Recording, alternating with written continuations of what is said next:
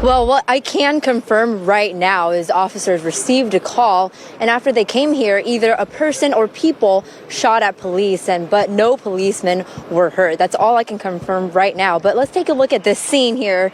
This is on the corner of Southeast Division, Southeast 174th Avenue, and Southeast 171st. The entire street is blocked off. No cars can go through. Now, we cannot confirm this with police yet, but two witnesses have told me that there is possibly a hostage situation.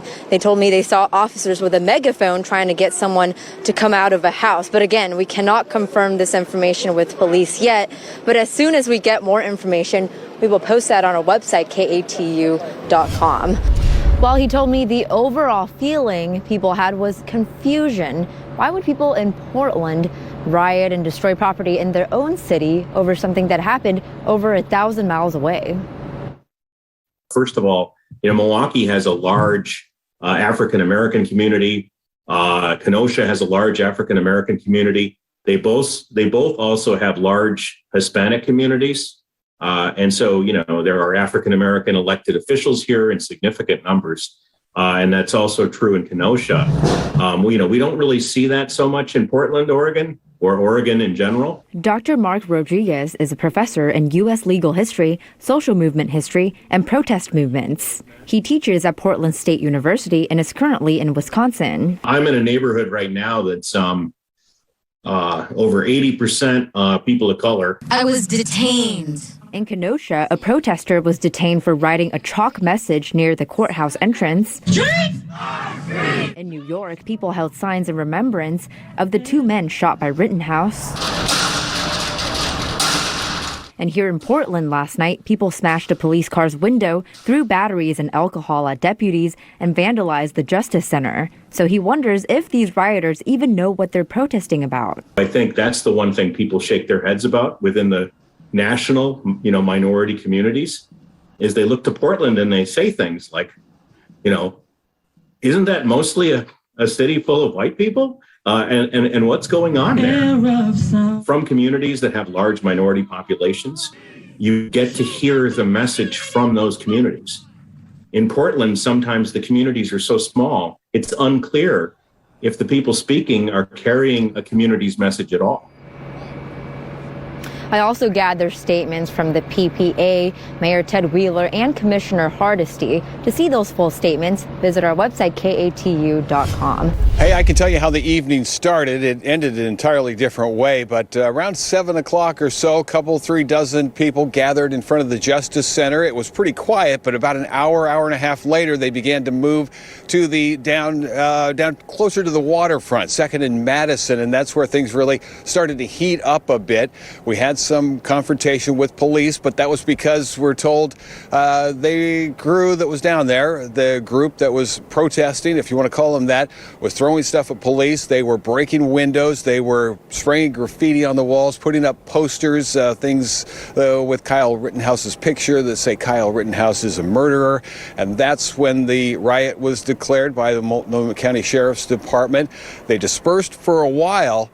And we were down here getting some video, and we ran into the group that, again, was pretty quiet around 2nd and Madison, and they didn't really take very kindly to that. So we want to show you the video, what happened here. We made the mistake, perhaps, of standing our ground, and they didn't like that. Told these protesters, rioters, that we had the right to be there as well, and they tried to push us back. In fact, they kind of picked on the wrong person. Patty Norman, our photographer, not only is she tough, she does good work. She got their faces on camera, the people that were really physically assaulting our crew and our security crew as well, and some other people that were around there also. They not only elbows and fists and grabbing, but some fireworks up close, chest and face. They fired some of those off. So some pretty tense moments there, but our security crew got us out of there. We're all safe and well if you are worried about that.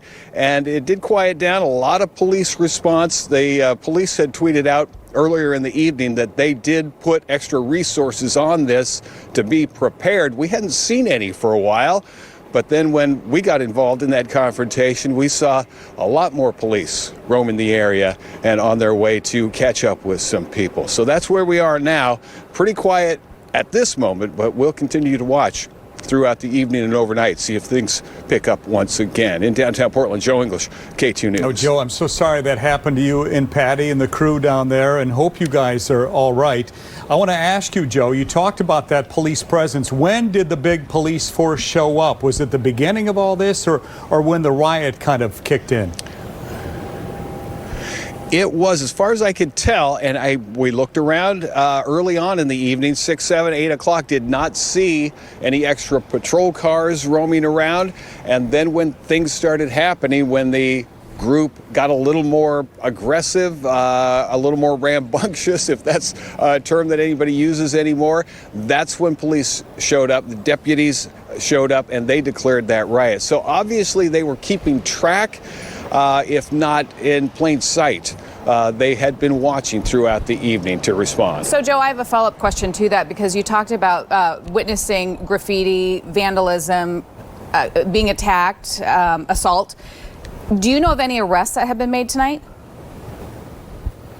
Haven't heard of any at this point, but you know what, to be honest with you, haven't called police to check up on that. We were just trying to get to a safe space. Yeah, I don't blame you. Absolutely. Well, keep us posted and get out of there as soon as you guys possibly can.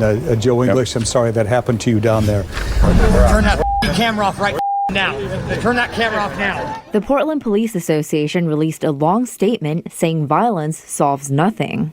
Threatening to kill public servants cannot be tolerated, and these violent actors must be held accountable. Mayor Ted Wheeler responded to Portland Police's tweet, a picture of their police car's rear window destroyed by rioters. He thanks the Bureau for their service last night, then says while he supports peaceful protests, he strongly condemns any acts of criminal destruction and violence. It doesn't reflect our values as a city. Commissioner Hardesty also spoke out, saying she's a child of the civil rights movement and is dedicated to the practice of nonviolence. And Commissioner Mingus Mapps shared a similar message, saying the rioters will not be remembered as heroes of a movement, but instead as villains in the story of Portland's recovery.